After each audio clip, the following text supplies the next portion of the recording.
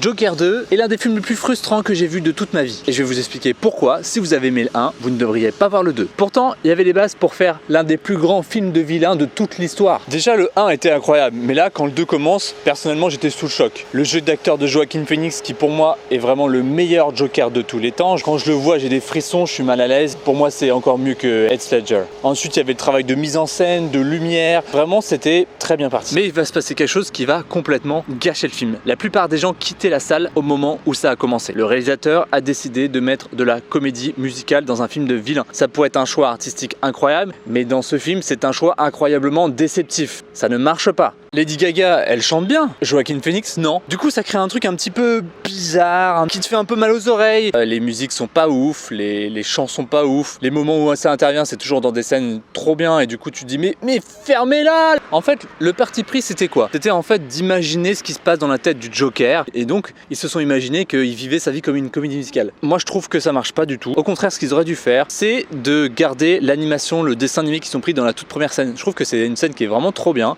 et quand je l'ai vu, je me suis dit, oh, ça va être génial. Ils vont illustrer la folie un peu du Joker avec du dessin animé, et ça va être trash, ça va être cool, un peu comme ils ont fait dans The Boys avec le personnage de Black Noir. Et ben non, comédie musicale, non.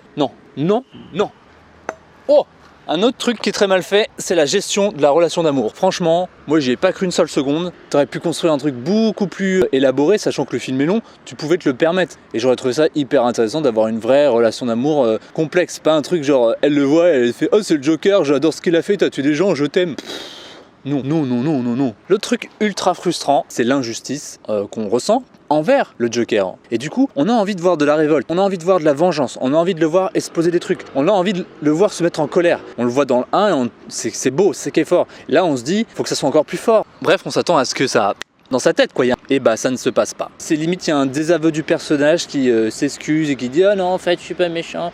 Du coup, bah non, nous on voulait voir le Joker devenir le plus grand vilain de toute l'histoire, parce que là, le Joker, il se rapproche pas encore vraiment de ce qu'on voit dans les comics en termes de violence, de tuerie, machin. Folie à deux, moi j'aurais vu plus de pétage de plomb, et on aurait voulu voir le Joker évoluer, pas se ratatiner et finir en pancake. Et je sais pas si vous avez vu la fin, donc si vous voulez pas être spoilé de la fin, partez de sa vidéo. Mais donc il se fait buter par un autre détenu qui a l'air aussi fou que lui. Et franchement, j'ai trouvé ça un peu naze, parce que pour moi, là, il y avait un truc qui était fort dans le film, c'était le fait qu'il crée des émules. Il y a des gens qui commencent à vouloir faire comme lui, à être comme lui, à se déguiser comme lui. Et juste ça pouvait relier un truc dans les comics qui est super intéressant, c'est les 3 Jokers. C'est-à-dire que moi, je me suis dit, quand j'ai vu ça, quand j'ai commencé à voir qu'il y avait des émules, je me suis dit, s'il le tue pas, le Joker survit, il devient de plus en plus fou, il fait de plus en plus de crimes. Il y a 2 Jokers avec lui et ils vont se combattre contre Batman de Robert Pattinson, même si je sais qu'ils veulent pas le faire et que c'est pas prévu. Et ça aurait été genre l'un des films les plus incroyables. Enfin, je veux dire, avoir 3 Jokers dans un même film avec des personnages aussi fous.